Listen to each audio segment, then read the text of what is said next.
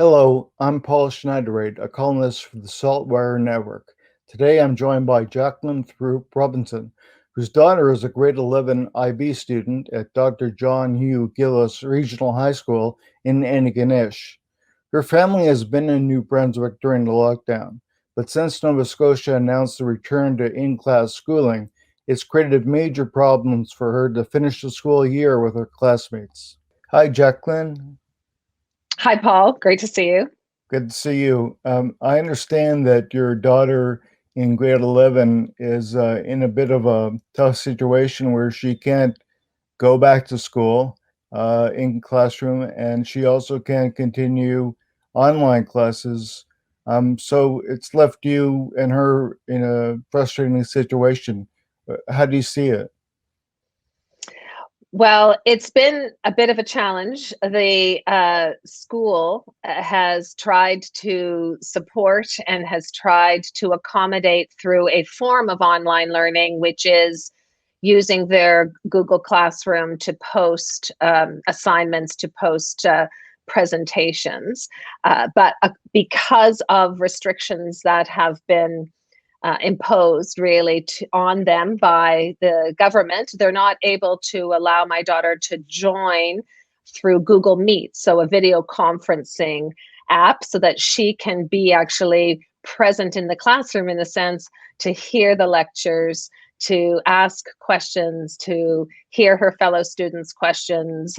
So she is not able to be an active participant in the day-to-day classroom activities. And she can't go back to class and join her fellow students because you're in New Brunswick. Yes. So 2 weeks ago, we had learned that the schools were going to be closed for the year. I had arranged to travel here for a compassionate end of life visit with my mother, who's in the Sackville Memorial Hospital.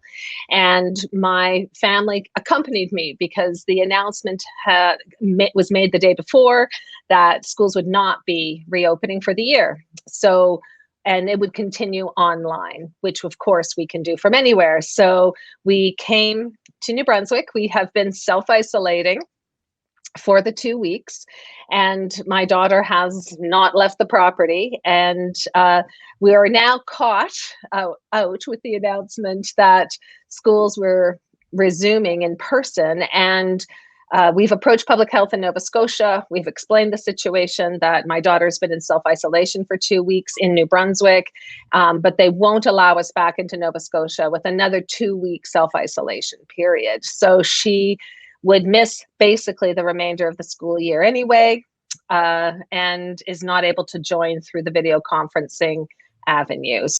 Yeah, and on that, a lot of people might say it's just 3 weeks at the end of the year, but your daughter's in the International Baccalaureate program. Why is that different in that program these last 3 weeks? Well, it's funny. I create a parallel in my mind by thinking about when I went from grade 12 to first year university and just how poorly I did in that first year compared to what I'd done in high school. It was a huge step up. IB has been that. To go from grade 10 to grade 11 IB, it went from here to here. And this is not a June where you throw on some films and you kind of have your end of year parties. IB is full on, and the workload is high. Expectations are very high. You are assessed according to an international standard, but yet when you go to apply for universities, they don't really take that so much into account. It's nice that it's on your resume. It's a valued pursuit. But at the end of the day, it doesn't make a huge difference to the university process. So you really have to work hard to keep your marks at a certain level and to ensure that you kind of draw on all the resources, seriously, all the resources available to you in order to have a successful IB program. So I'm hearing you say these 3 weeks could be critical.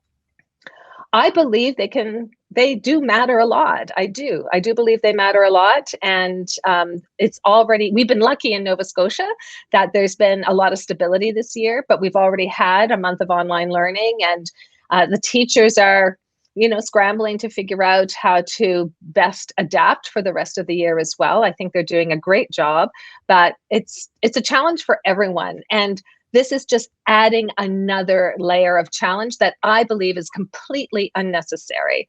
I think that not permitting Taylor to join through Google Meets is unnecessary. And I think the government of Nova Scotia not being able to look at this on a case-by-case basis is unnecessary. Thank you for your time today, Jackie. Thanks, Paul.